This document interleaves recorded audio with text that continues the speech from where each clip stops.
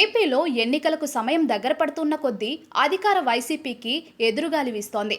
ప్రభుత్వ వైఫల్యాలను టీడీపీ బలంగా ఎండగడుతూ ఉండటం, వైసీపీ ఎమ్మెల్యేలపై వ్యతిరేకత ఉండటంతో ఓటర్లు కూటమి వైపు మొగ్గు చూపుతున్నట్లు కనిపిస్తోంది.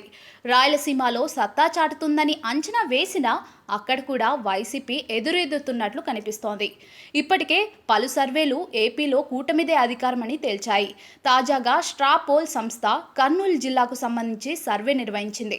జిల్లాలోని 7 అసెంబ్లీ నియోజకవర్గాల్లో టీడీపీ తిరుగులేని ఆధిపత్యం ప్రదర్శిస్తుందని వెల్లడించింది. దీంతో రాయలసీమలోనూ జగన్ రెడ్డికి జలక్ తప్పదని తేలింది. మేమంతా సిద్ధంతో జగన్ జనంలోకి వెళ్తున్నా వైసీపీ పీఆర్ స్టంట్లు మినహా పెద్దగా ఆదరణ లభించడం లేదు. వీటన్నిటిని అంచనా వేసే నేతలు టీడీపీలోకి క్యూ కడుతున్నట్టు కనిపిస్తోంది. సిట్టింగ్ ఎమ్మెల్యేలు, ఎంపీలు కూడా వైసీపీని వీడుతున్నారంటే ఆ పార్టీ మరోసారి అధికారంలోకి వచ్చే ఛాన్స్ లేదని గుర్తించే వలసలు షురూ చేశారన్న వాదనలు కూడా వినిపిస్తున్నాయి. రాయలసీమలో మెజార్టీ సీట్లు దక్కించుకోవాలని చూసిన వైఎస్ వివేక హత్య కేసు విషయంలో జగన్ రెడ్డి అనుసరిస్తున్న విధానం నచ్చకే ప్రజలు కూటమిని బలపరుస్తున్నారన్న వార్త వినిపిస్తోంది.